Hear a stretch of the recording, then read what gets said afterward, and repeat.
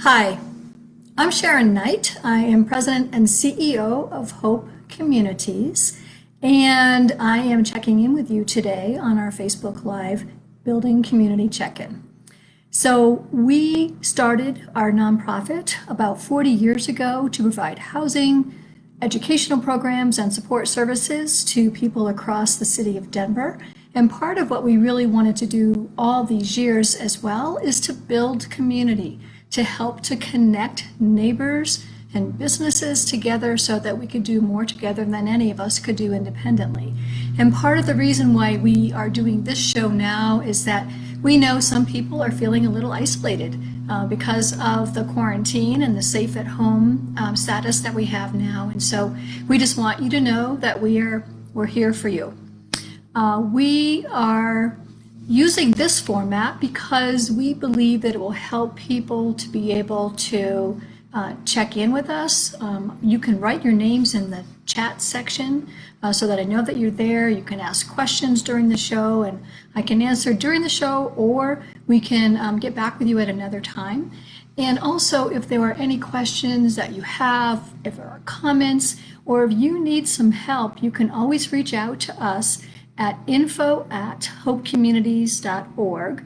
That's an email that will go to me and several other people, and we will get back with you if you have some questions.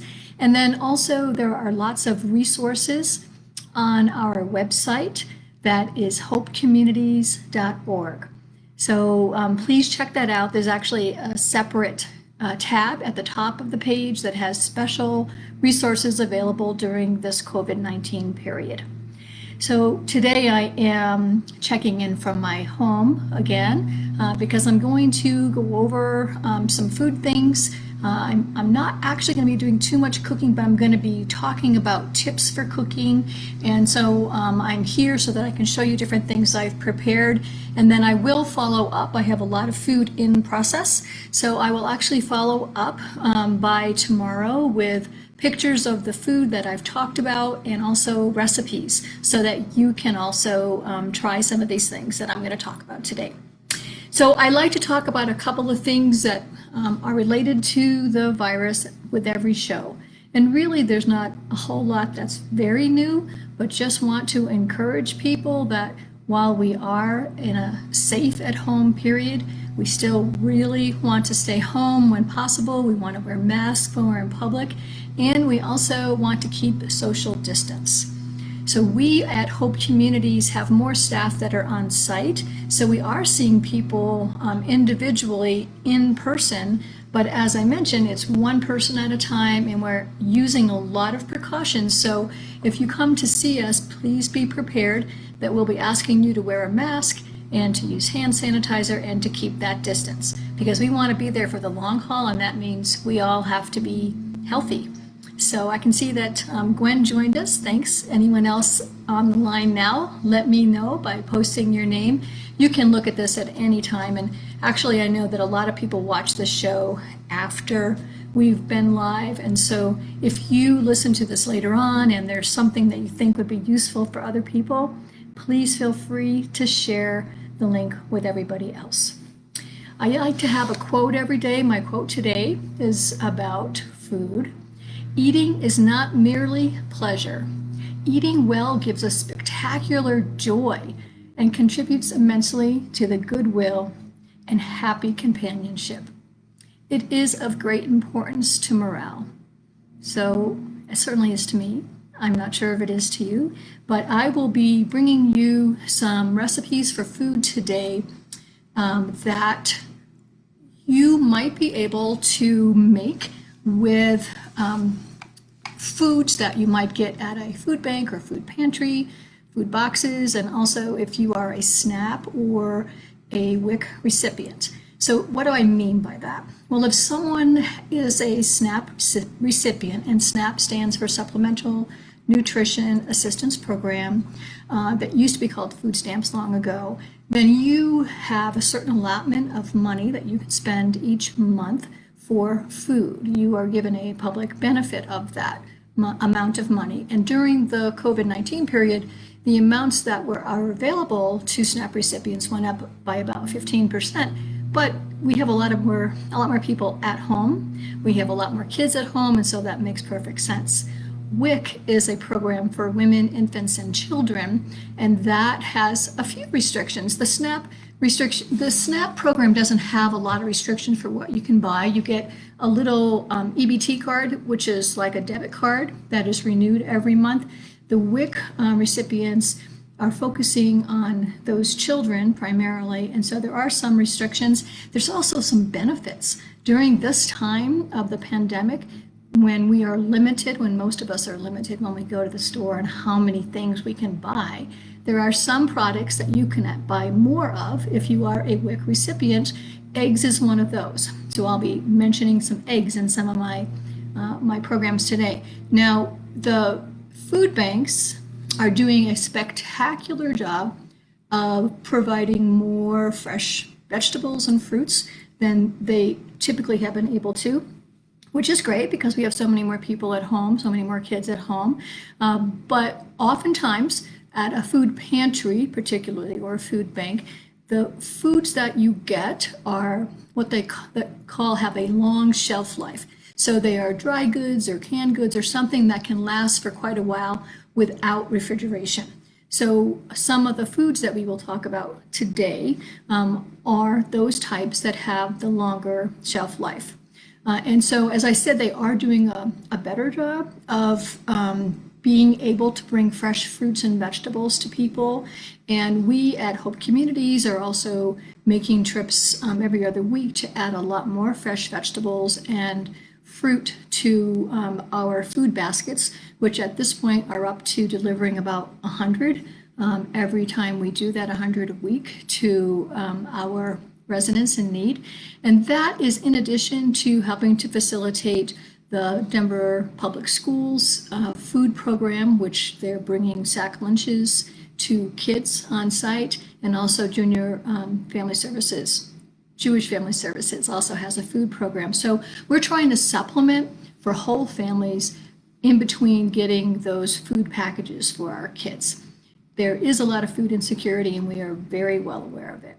Now, one of the things that happens with the SNAP program and WIC program too is that there's a strong emphasis on eating whole foods, eating fresh foods, eating whole wheats, trying to really stay healthy. A lot of that is, of course, for the nutrition. It's a nutrition program. But also, if you cook at home, you can typically cook things that are healthier and also stretch your dollars a lot more. I personally love to be cooking at home, and that's why I'm going to share some of these things for you. So I'm going to talk about lots of different recipes, and the primary ingredients of many of them are very similar. It's just that they come from different cultural perspectives. So as I talk about them, you'll see that there are a lot of recipes with beans, with onions, with peppers, with eggs, with rice. So these are the types of things often are shelf stable, but they can make some amazing, amazing meals. And so I'm going to try to focus on things that are pretty easy to make. They take time, but they're not complicated, and also that kids can help with, and that kids might eat. So we know they don't like to eat everything. So I'm going to first start with talking about two rice dishes. The first one is a jambalaya, and jambalaya is a Cajun dish. It is from the southern region of the United States, and most Cajun dishes start with what they call the Holy Trinity. So I have chopped up some of the Holy Trinity. I think you can see it. We've got green peppers, onions, and celery. So almost every Cajun recipe starts with those three things. And when I'm doing jambalaya, I'm using I usually use a big skillet. You can use a cast iron dish or pan that you want to. But the big skillet for me, which is an extra size one, works really well. And so I'm going to use a third of the trilogy, a third of the onions, the peppers, and the celery at one time. And I'm going to use a little bit of oil on the bottom. I have this recipe for you, of course, that you can look at later. And there's also a combination of spices. It's red pepper, white pepper, red pepper, garlic, and some other things like that. So you're going to do a lot of chopping before you get started on this recipe, and you're going to mix that spice combination that you will use in coordination with the process of the meal. So the trinity goes down first with high heat with a third of the spices, and you want to actually scorch them. So with Cajun food, that smoky flavor is really good, so you want to scorch it. When those first set of trilogies are done and a little bit tender, you're going to add the second third with the second third of spices, and then you will, when they are tender, you will add another one. So part of the reason why you're adding 3 different layers of this is because the first one gives that almost like a paste, it's a smoky paste, and the second gives a little more substance, and the third gives a little crunch, and we all know that it's really great to have texture when you are eating different types of food. So when we get the trilogy done, then we are going to cook at high heat again some different types of meats. So I like to use andouille sausage. It is a spicy sausage, so you can also use things like kielbasa, smoked sausage, things like that. I use turkey or chicken, and I also sometimes, if I have it, throw in some shrimp. One of the things about jambalaya and about much of Cajun food is that it's almost like emptying your kitchen. Now, a lot of people who were in the South, in that region, did not have a lot of money, and so they wanted to use everything. A lot of my recipes you'll see kind of stem from that same thought. They wanted to use every little piece of every type of meat or fruit or vegetable they had.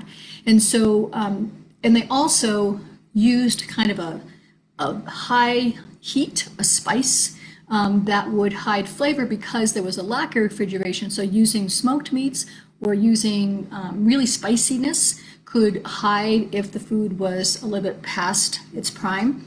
That's not the case, of course, now, but it still holds its just brilliance in terms of what there is to eat. But if you want to eat this type of food, but it's not because the food is spoiled. So this is a really great recipe. Those are your beginnings. You do the meat, and then you're going to add in some tomatoes and tomato paste and some bouillon, and then your rice. And then you will cook it for a while until the rice is tender, and you have this really flavorful dish that's pretty spicy, and you can adjust the spice by the amount of the pepper that you use. And the recipe that I give you is not the hottest one that I've seen. I've tapered it back a little bit, but you also might want to do that yourself. There's also, with many of the same benefits and many of the same ingredients, is a Thai dish, which is Thai fried rice. And so we are going to use the onions, and we're going to use the peppers, and for the rice, I like to use some things that are cut pretty small. They're diced pretty small. Those are the peppers. And then for the fried rice, I am actually cutting up green onions, the white part, and the green part. So again, in pretty small pieces. And so we're going to cook our vegetables. I actually use a wok. I'm not sure if you have used a wok before. It really holds the heat well. So this is what it's like. We don't need that cover in there. So this is what it's like, and it holds the heat really well. It's like a cast iron pan, so you will see that it does hold some of the kind of the smoke from the past meals that you've made, but it really works great for refried rice.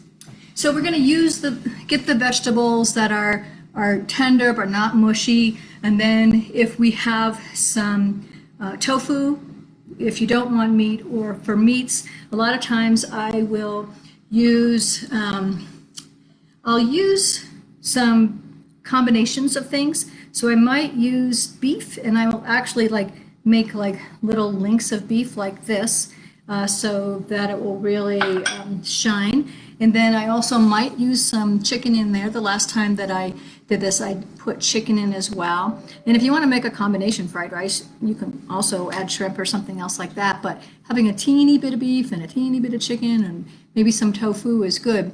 So you kind of saute those things, put them aside, and then you make sure that the wok is still hot, and you put in some rice. And for fried rice versus what we did for the jambalaya, when the rice cooked with the juices of the tomatoes and so forth, with fried rice, it's actually better to cook the rice ahead of time and put it into the wok when it is already cooked and cold, so that it can cook quickly and heat up without getting mushy. You don't want it mushy. So you actually want to have the wok hot enough that it might get a little crust on it. And so you want to flip that with a metal. It's really better, I think, when you have a wok or something, to use a metal spatula and to just flip it, and so you can get a little bit of a crust on there. And then when you get to that point where you feel like it's heated but not mushy and there's a little crust here and there, then you can take those, put them to the side, and put in the middle some scrambled eggs and heat those up really fast and scramble them, and then put everything all together and flip it, and you have this amazing fried rice. Now, one of the things that I skipped is that when I do Thai fried rice, I often use some special ingredients, which might include a chili paste. I'm not sure that you can see that, but a chili paste. It's pretty spicy, but delicious. You also might use some fish sauce. It just gives it a very nice flavor. And when I am using oils for my Thai fried rice, I often will use a sesame oil. Has a little bit more of a strong flavor, so sometimes I mix sesame oil with canola or something that's much lighter. So, but you don't have to use very much oil really to get the crispiness that you want. Now, some very similar things that go along with that particular rice dish is a Thai chicken curry. So again, you're going to use onions and peppers, and you're going to saute those in a pan. For this particular curry, I actually like to use coconut oil. So coconut oil just gives that little flavor of coconut. Yeah, I'm not sure you can really see it that well, but it gives a little flavor of coconut. You don't have to use a ton, a couple tablespoons maybe. So to saute the onions, and when I'm doing a curry, whether it's the pepper or the onions, I'm actually going to recommend that you use bigger pieces. So it's thin, but it's more of a slice, because that will kind of hold the flavor of the curry better. So whether it's the onions or whether it's the peppers, we're making bigger pieces rather than diced.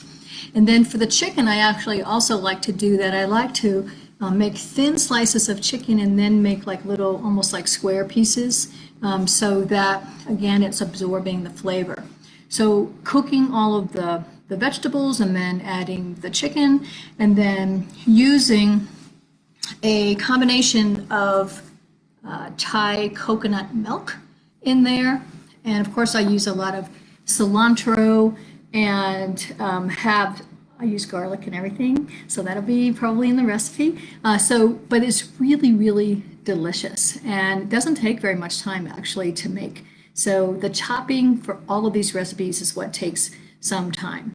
You know, when you're doing this cooking, it might be nice to have an appetizer while you're doing it, because there's a lot of chopping, there's a lot of preparation. It's not hard, but it just takes some time. And so if you're doing this at the end of the day and you and your kids are a little bit hungry, a really good appetizer to make is homemade hummus. And that is made of garbanzo beans. We are distributing garbanzo beans to folks, and they're available very easily in cans. We also are giving garbanzo bean seeds to some of our residents who are doing gardens at the Hinnenbrook property. So those should be easily available to you. The recipe is pretty darn easy. I use 2 cans of garbanzo beans, put those in a food processor without the liquid, There's a little bit of olive oil, a little bit of lemon juice, a few spices, a little bit of tahini, which is kind of a thickener. And if you don't have tahini, then you can often use smooth peanut butter to help thicken that up. If it's not quite the consistency that you like, you can add a little bit of the liquid, and that's basically it. I mean, it's so simple. But the thing that is also great about the hummus is that it's easily customizable.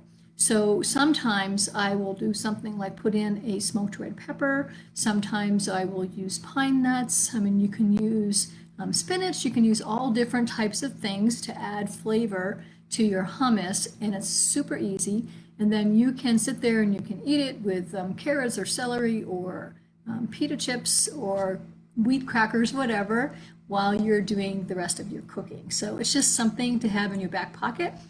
Kids tend to like it because they like dipping things, and it's easy to make.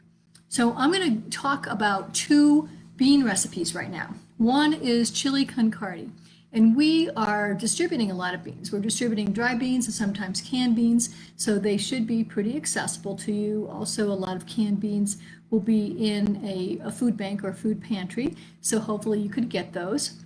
Today with my chili recipe, I used a couple of kinds. I used kidney beans and white chili beans. You can use cannelli, you can use northern white, you could use black beans, whatever you want. And you don't have to use two varieties. I just like having a little bit of variety there.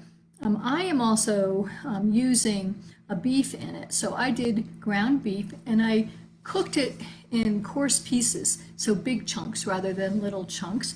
And then put that into a slow cooker with onions and peppers and some diced tomatoes. I actually like the fire roasted tomatoes, if you can get those on sale at King Soopers or whatever.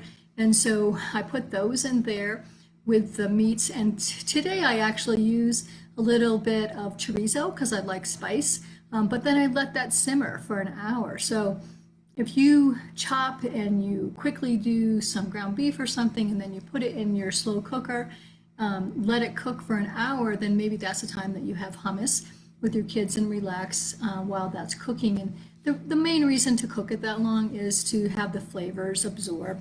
So I think it's easy, it's tasty, and one of the things it also is utilitarian, because when you get done eating it in a nice bowl with maybe a little cheese, you can also later put it on a tortilla, make a tostita or make a burrito. You can also put it in pita bread for a quick lunch. So it's really useful to use for leftovers or on other days. Another bean thing that I want to talk about is black-eyed peas. Now, black-eyed peas have frequently been considered a lucky food in the South. A lot of people eat black-eyed peas on New Year's Day to set their year off right. And this recipe comes from one of my colleagues, Adrian Miller. I've been lucky enough to cook with him a couple of times. It's pretty simple and pretty tasty. You use ham hocks, and if you're wondering what a ham hock is, it's really a joint. So it is like the joint between the leg and the foot of a pig. So it's kind of a pork or ham product. And if you boil that and then let it saute or simmer for like an hour, it tends to loosen up. The meat may come from the bone, and it makes a really flavorful, hearty stock. At the same time, if you are cooking the black-eyed peas and boiling them and then letting them simmer for an hour, they will be close to tender, and then they'll both be ready kind of at the same time. I would have thrown some onion and garlic into the beans as well.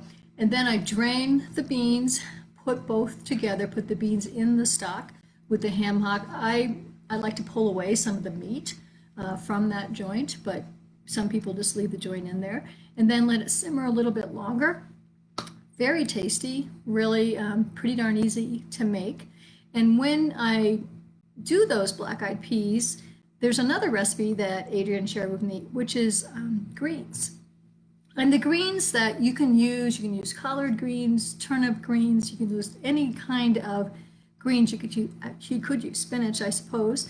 And you want to, if you're getting them with whole leaf, you want to make sure they're cleaned carefully and then chopped in little pieces. You can buy those greens in bags at the store, which makes it super easy. It may be a teeny bit more expensive, but it makes it easy.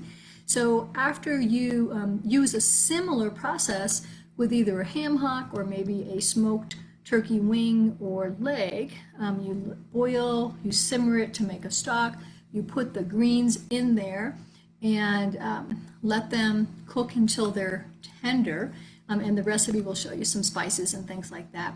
But then it's a pretty easy and very, very nutritious food that can go along with your black-eyed peas or anything else that we're cooking today. So really, really delicious. The other thing I'm going to talk about today, and I know we're cramming a lot of recipes in, is one recipe that uses cabbage and onions and eggs, which are three things that we often distribute in our food boxes. So it's an unusual recipe. It doesn't necessarily sound good, but it tastes amazing. So first I slice up the cabbage, about 3 cups of cabbage, dice up a medium onion, saute those until they're tender. In another pan, I will saute some sliced mushrooms, and then I will use a pie crust. The recipe that I will give you has a crust that you can make, and that actually includes a little bit of cream cheese in it. But if you buy a store-bought crust, that's fine too. So just you put the bottom crust down, and then you put a thin layer, about 4 ounces, of softened cream cheese. You spread that across the bottom of the crust, and then put a thin layer of sliced hard-boiled eggs. Then put your cabbage mixture, cabbage and onion mixture, and then put sliced mushrooms on top, and then put your top crust. So you put it in the oven at about 400 degrees for maybe 15 minutes, and then turn it down to 350 for some more time until the pie is done. I know it sounds a little strange, but it's really healthy for you. It is using a lot of foods that we distribute and that also would be considered in the nutrition program that we talked about earlier.